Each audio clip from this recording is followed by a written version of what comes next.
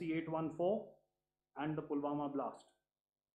The line of control was also violated soon after by Pakistan, and the erratic and rattled response of our enemy was apparent from the number of civilians, inhabited villages, and religious sites such as Gurudwaras that were unfortunately hit by them, leading to a sad loss of lives.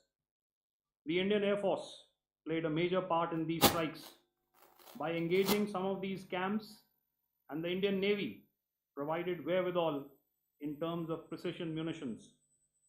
The Indian Air Force obviously had their assets up in the sky, and I will here request Air Marshal Bharti, the Director General of Air Operations, to detail for you the methodology that the men in blue adopted to successfully manifest this mission.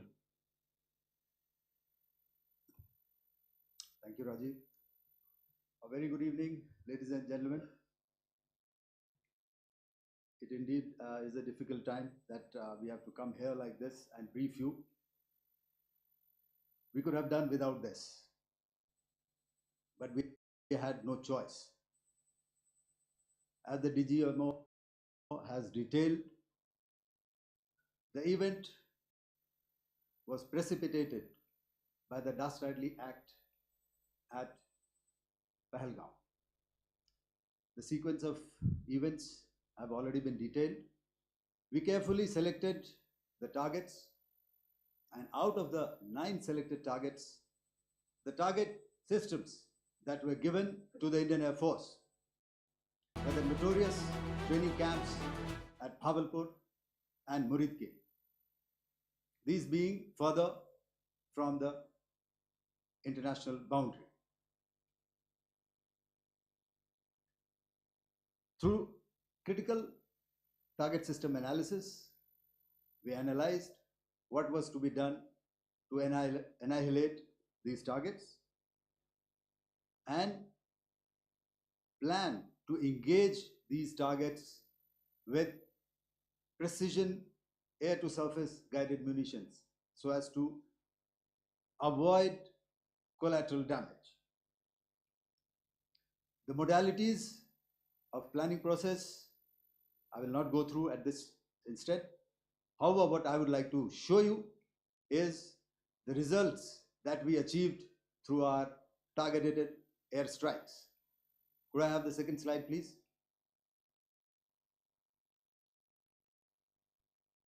Yeah, change, please.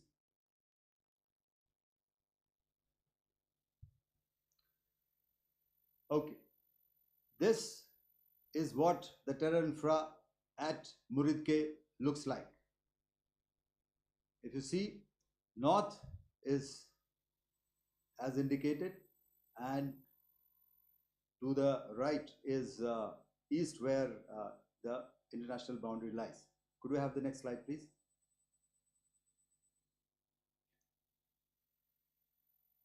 Orientating. Just go back to one slide. Okay.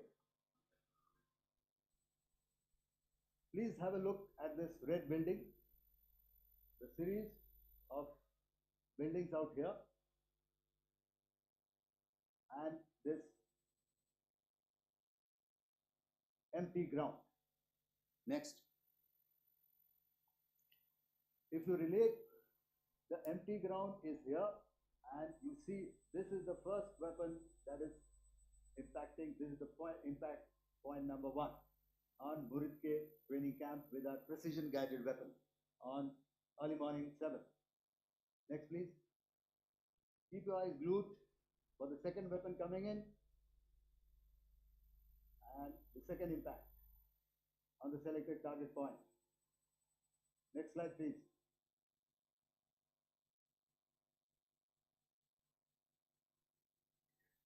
Third weapon, third impact. Continue. And fourth weapon, fourth impact.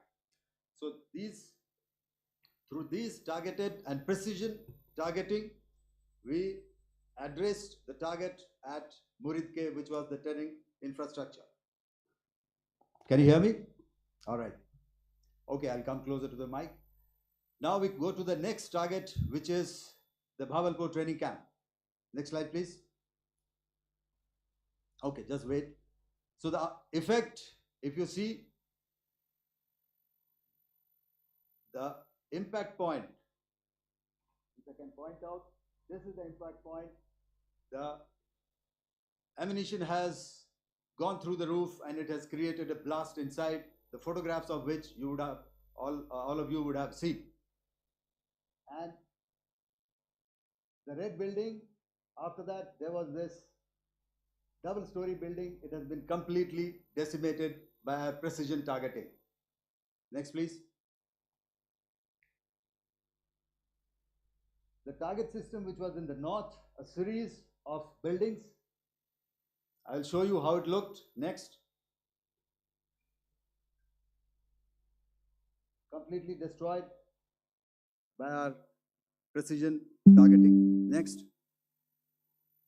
Now coming to Bhavalpur, this is the target complex that we are dealing with, a fairly large target complex. So we had to carefully choose the points that we needed to address, which were high value and which would meet our stated objectives of eliminating the terrorists.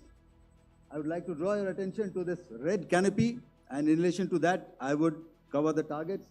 One target system is a series of buildings here, other one here, and other one out here. Next slide, please. This is how it looked before, and this is how the building looked after the impact of the weapon. And orientation in relation to this red canopy, you can see here. Next, please. Before, next, and after. The roofs have completely collapsed. Next. This is the target system. Next. Precision targeting, and we have achieved our objectives here. Next. All right, so that was what we did on the 7th. Our objective was to address these two terrorist camps, and that we did with precision.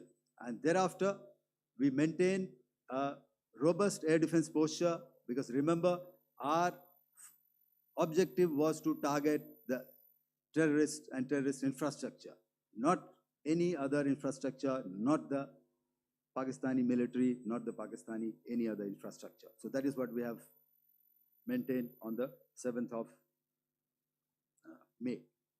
However, what we saw in the evening of 7th of May, we were saturated with a raid of Pakistani unmanned aerial vehicles and small drones.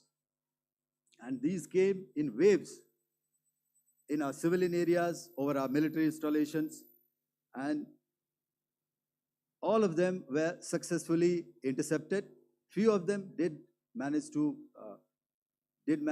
land. However, there was not much damage that they did.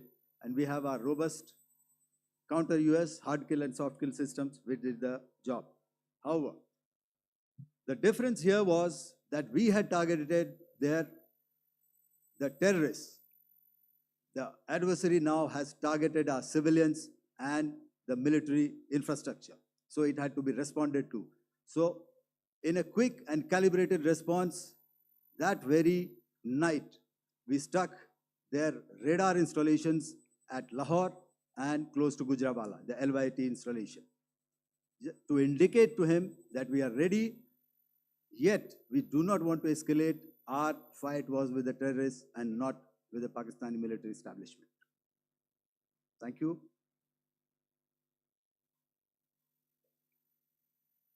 Thank you, Air Marshal Bharti. So, ladies and gentlemen, he's outlined operations not only on the night of 6th and 7th of May, when Operation Sindoor commenced, but also on the subsequent night. Being well aware and familiar with the congenital and impulsive nature of our adversary, and even though we did attempt to reach out and communicate our compulsions to strike at the heart of terror, To my counterpart in the immediate wake of Operation Sindoor, the request was brusquely turned down, with an intimation that a severe response was inevitable and in the offing. We were, of course, prepared. Operations on the 7th and the 8th, Air Marshal Bharti spoken about. On the night of 8th and 9th of May, they flew drones and aircrafts into our airspace all across the borders and made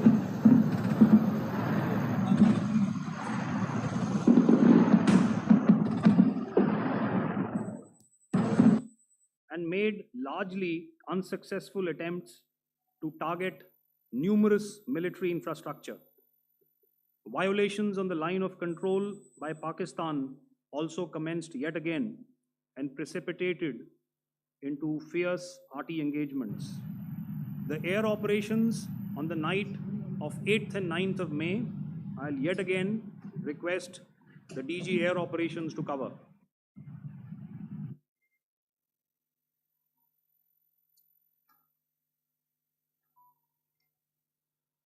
So I just covered what happened on the night of 7th and 8th.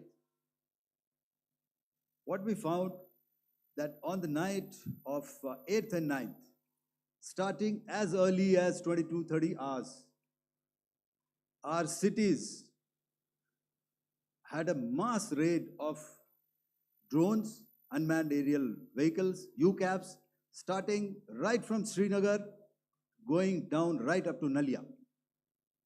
It was a mass raid in waves and it was relentless.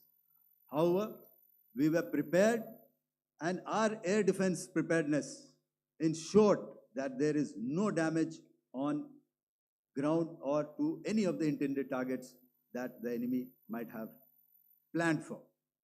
The difference between 7th night and 8th night was that on 7th night, he sent in his Yeha class of UAVs. However, these UAVs can go some distance, they are armed. However, on the 8th, less numbers of armed UCAVs were there or UAVs were there, and more numbers of quadcopters, maybe for surveillance or just for harassment of civilians. This continued till midnight. Our air defense preparedness ensured that there was no damage on the ground, either to the military installations or to the civilians. However, the enemy had yet again shown that he wanted to up the ante and he wanted a fight, and we were up to the task. In a measured and calibrated response, we once again targeted his military installations, which included his SAM sites at Malirkant. This also included his surveillance radar sites at Lahore and close to Gujranwala. These were suitably addressed, and thereafter his drone attacks continued even till morning, which we countered, and during the daytime there was some respite. Here I would like to bring out another aspect. What we found was that while the drone attacks were being launched from somewhere close to Lahore, enemy had allowed his civilian aircraft to also continue to fly out of Lahore. Not only his own aircraft, but international passenger aircraft, which is quite insensitive, and we had to exercise extreme caution, even at the cost of some tactical disadvantage, to ensure that there is no damage to any of the civilian aircraft. And this was also brought out in our press briefing during the day. So I will now hand over to my colleague to cover the events of 9th onwards. On land, we also undertook certain measures such as deployment of air defense and electronic warfare assets to establish an integrated grid with the Indian Air Force and I have seen and heard some of you wax eloquent about the benefits of such an architecture when it comes to negating and combating air intrusions. We also carried out deployment to include movement of our forces in the land, sea, and air domains. The night of the 9th and the 10th of May saw similar intrusions by drones and aircrafts, and this time there was a concerted effort to target airfields and some very, very important logistic installations, albeit yet again unsuccessful and denied gallantly and efficiently, I must say, by the integrated Indian Air Force and Indian Army Air Defense. We further strengthened our deployment and also initiated some pressure points to send a very clear and